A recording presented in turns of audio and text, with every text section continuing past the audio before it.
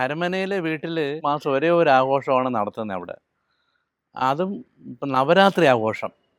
നവരാത്രി മാസം നല്ല രീതിയിൽ ആഘോഷിക്കും.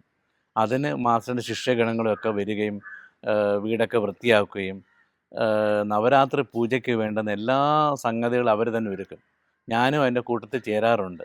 എനിക്ക് സംഗീതം അറിഞ്ഞുകൂടെങ്കിലും ഞാൻ അതിൻ്റെ കൂട്ടത്തിലൊക്കെ സഹകരിച്ച് നിൽക്കും. കാരണം അതിൻ്റെ നിർദ്ദേശങ്ങൾ സാധനങ്ങളൊക്കെ വാങ്ങിച്ചുകൊണ്ട് വരാനും ഒരുക്കും.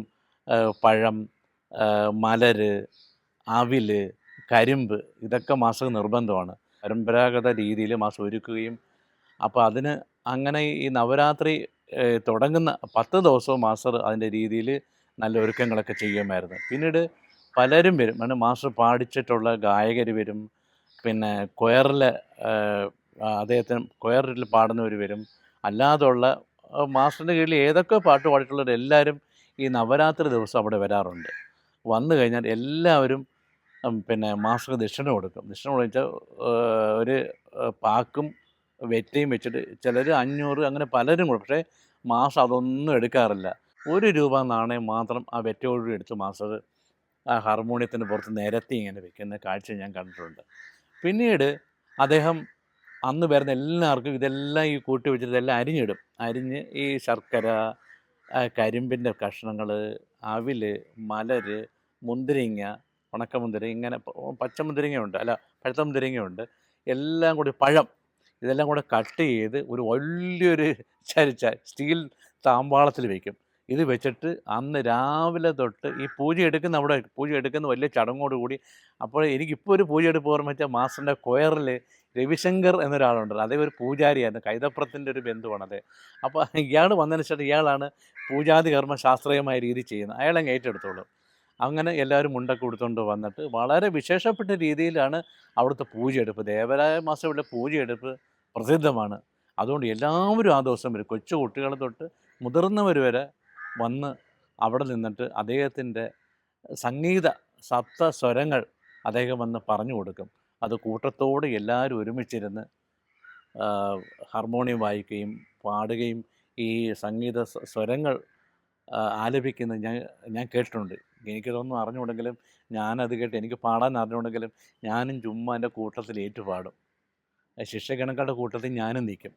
അങ്ങനെ ഈ അതിവിപുലമായ രീതിയിലാണ് മാസ്റ്ററിൻ്റെ നവരാത്രി ആഘോഷം എന്ന് പറയുന്നത്. അതേ ഉള്ളൂ മാസ്റ്റർ എപ്പോഴും ആഘോഷിക്കുന്നത്.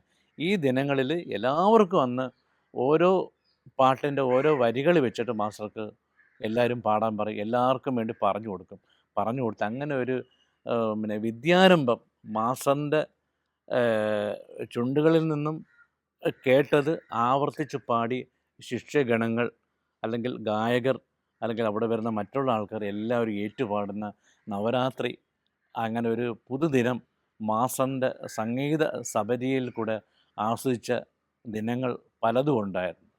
അതിൻ്റെ ഇടയ്ക്ക് തന്നെയാണ് ഈ വയലാർ അവാർഡൊക്കെ കയറി വന്നിട്ടുണ്ട്.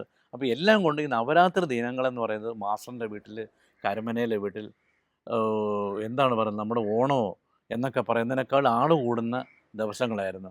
എല്ലാ ദിവസങ്ങളിലും ആരെങ്കിലുമൊക്കെ വരികയും നവരാത്രി 9 ദിവസവും അവിടെ ഒരു ആഘോഷം തന്നെയാണ്.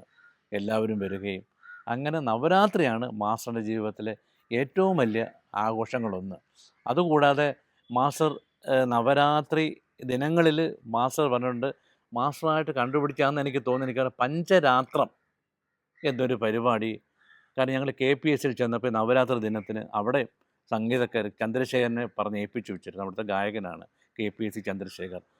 എടാ ഇങ്ങനെ പഞ്ചരാത്രം നടത്തണം, 5 ദിവസങ്ങളായിട്ട് കീർത്തനങ്ങൾ പാടണം. അങ്ങനെ പഞ്ചരാത്രം ഉണ്ടാക്കി കടയ്ക്കാവൂർ എന്ന സ്ഥലത്തും മാസ്റ്ററിൻ്റെ ഒരു ഗുരുഭൂതനായ ഒരു ഭാഗവതരുടെ അടുത്തും ഞങ്ങൾ പകൽക്കുറിയാണ് കടയ്ക്കാവൂരാണ്. അവിടെ പോയപ്പോഴും മാസ്റ്റർ അവിടെയും പഞ്ചരാത്രം നടത്തണമെന്ന് പറയും. അങ്ങനെ ഏകദേശം 6ഓ 7ഓ സ്ഥലങ്ങളിൽ മാസ്റ്റർ ഈ പഞ്ചരാത്രം നടത്തണമെന്ന് പറഞ്ഞ് അങ്ങനെ വിദഗ്ധരായ സംഗീതക്കാരെ വിളിച്ചു വരുത്തി ഈ 5 ദിവസങ്ങളായിട്ട് ഈ നവരാത്രി ദിനങ്ങളിൽ അങ്ങനൊരു പരിപാടി മാസ്റ്റർ ഉണ്ടാക്കിയെടുത്തതായിട്ട് എനിക്കറിയാം. അങ്ങനെ ചലച്ചിത്ര ഗാനങ്ങളിൽ മാത്രമല്ല ശാസ്ത്രീയ സംഗീതത്തിലും മാസ്റ്റർ ഈ നവരാത്രി ദിനങ്ങളിൽ ഇങ്ങനെ പരിപാടികൾ അവതരിപ്പിക്കാൻ പോകുമായിരുന്നു.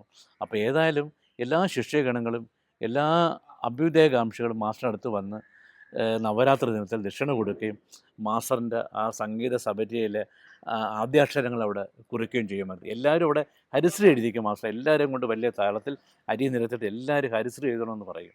അങ്ങനെ മാസ്റ്റർ എല്ലാവരെയും കൊണ്ട് അവിടെ വരുന്നവരെല്ലാം കൊണ്ട് ഹരിശ്രീ എഴുതിക്കുകയും ചെയ്യുമായിരുന്നു. അങ്ങനെ നവരാത്രിയുടെ എല്ലാ തലങ്ങളും അതിൻ്റെ ശക്തി മാസ്റ്റർ മനസ്സിലാക്കേണ്ടതെന്ന് നവരാത്രിയാണ് മാസ്റ്റർ ഏറ്റവും വിപുലമായിട്ട് ആഘോഷിച്ചു വരുന്നത്. അത് കരമനയിലെ വീട്ടിൽ എല്ലാ വർഷവും ഉണ്ടാവാറുണ്ട്. അത് എല്ലാ ശിഷ്യഗണങ്ങളും ഒരുമിച്ച് ചേർന്ന് നല്ല രീതിയിൽ കീർത്തനങ്ങൾ ആലപിക്കുകയൊക്കെ ചെയ്യുന്ന ഒരു ചടങ്ങായിട്ട് മാറിയിട്ടുണ്ട്. അത് എനിക്കറിയാം. എല്ലാ നവരാത്രി ദിനങ്ങളിലും മാസ്റ്ററിൻ്റെ വീട്ടിൽ നവരാത്രി ദിനം വിപുലമായ രീതിയിൽ ആഘോഷിക്കാറുണ്ടായിരുന്നു.